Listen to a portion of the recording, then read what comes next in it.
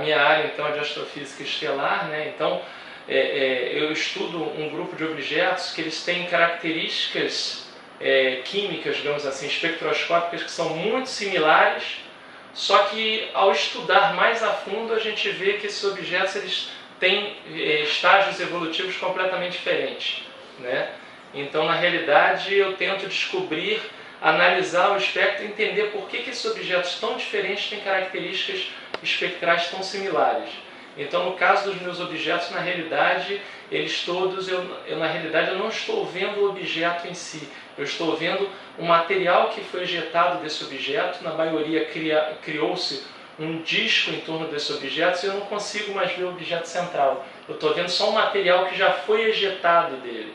Então, através desse estudo, a gente viu que essa coisa da perda de massa, da ejeção de matéria, ocorre em diferentes fases da vida das estrelas. Então, na minha amostra, eu tenho objetos que são evoluídos, que já queimaram todo o hidrogênio em seu núcleo, já estão numa fase posterior, já queimando hélio, provavelmente, ou ainda estão se preparando para transformar o hélio em carbono, mas que perderam muita massa ao longo da sua vida, então formaram discos de gás e poeira em torno deles, de forma que o objeto está oculto lá dentro. Então eu estou observando, na realidade, toda a energia e emissão que está saindo desse disco de poeira, certo? De gás e poeira.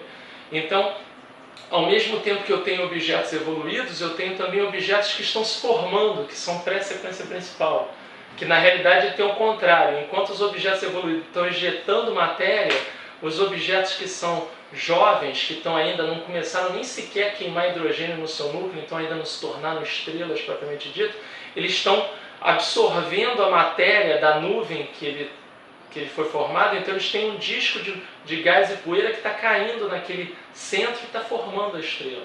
Só que tanto esses objetos jovens quanto esses objetos evoluídos, como eu não estou vendo o objeto central, eu estou vendo só essa poeira em volta, eles têm características espectrais muito similares. Então, se você olhar o espectro, pensa que é o mesmo tipo de objeto, mas não é, são objetos completamente diferentes.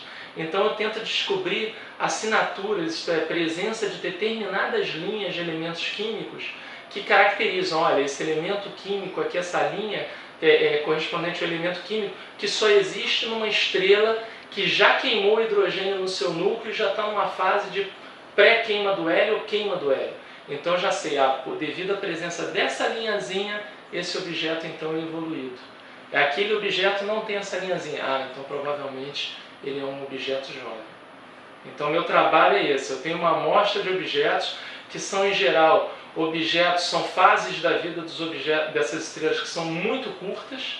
Então são fases de transição que a gente chama. Então existem poucos objetos conhecidos nessa fase, né?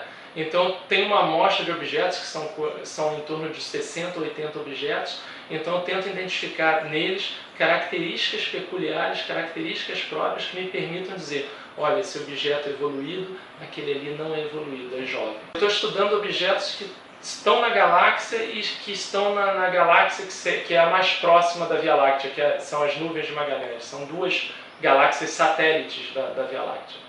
Então eu estudo objetos que estão nessas três galáxias, digamos assim, na nossa galáxia, na pequena e na grande nuvem de Magalhães. Da nossa galáxia, mas também a gente estuda as galáxias como as nuvens de Magalhães, a pequena e a grande nuvem de Magalhães, para justamente ver também qual é essa assinatura química nessas galáxias, para quando encontrar, fazer comparações entre a evolução química na Via Láctea e nessas galáxias, tipo anais.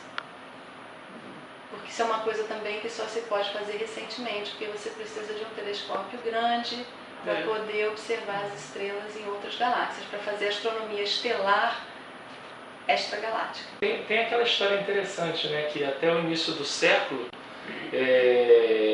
se estudava o Sol, mas não se conheciam as reações nucleares, não sabiam que existiam reações nucleares até o início do século XX. Né?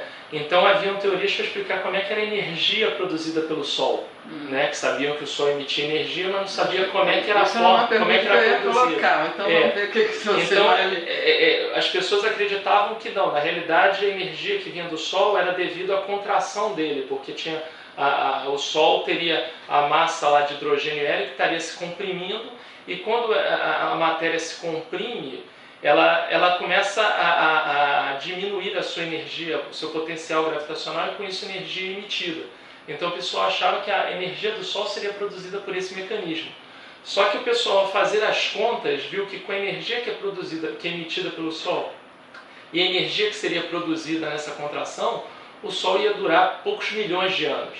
Só que aí já sabia, através do trabalho do Darwin, né, da evolução das espécies, que a vida na Terra já teria pelo menos 1 bilhão de anos, alguma coisa assim. Então a escala de tempo da vida da Terra e da formação da Terra não bateria com esse mecanismo de formação de energia do Sol, certo? Da contração gravitacional. Então o pessoal já descartou essa possibilidade. A outra possibilidade seria simplesmente pela energia térmica. Você teria uma bola de gás aquecida, não vamos saber porquê, mas tudo bem, quando se formou, aqueceu, e simplesmente, como tem uma temperatura muito alta, está emitindo energia e vai esfriando até um ponto que se apagaria. Isso para o Sol, como se fosse uma bola incandescente, né? De você ter um metal superaquecido que está emitindo energia, e conforme ele vai esfriando, essa energia emitida vai diminuindo até que se apagaria. Só que fizeram os cálculos novamente e viram que o Sol, nesse caso, também se esfria.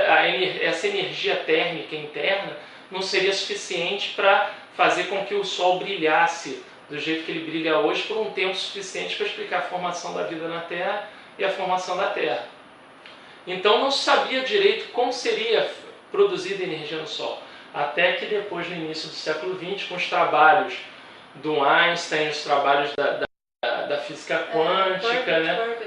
Exatamente, né? Todos esses trabalhos aí começaram a ver quando a equação clássica do Einstein, né, de E igual a mc2, né, que energia pode se transformar, matéria pode se transformar em energia. Então teve o Eddington, né, que sugeriu, olha, talvez então esteja ocorrendo a mesma coisa no Sol. Matéria está se transformando em energia e por isso é isso que mantém o Sol, é isso que garante a produção de energia no Sol.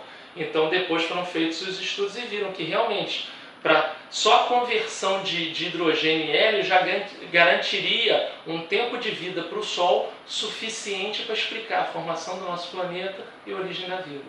Sim, mas então, é a química isso, exatamente. Então a partir daí é que começou-se o estudo da nucleossíntese e tudo isso, e aí chegou aos dias de hoje, onde a gente já tem uma ideia melhor de como é produzida energia numa estrela, através da fusão nuclear.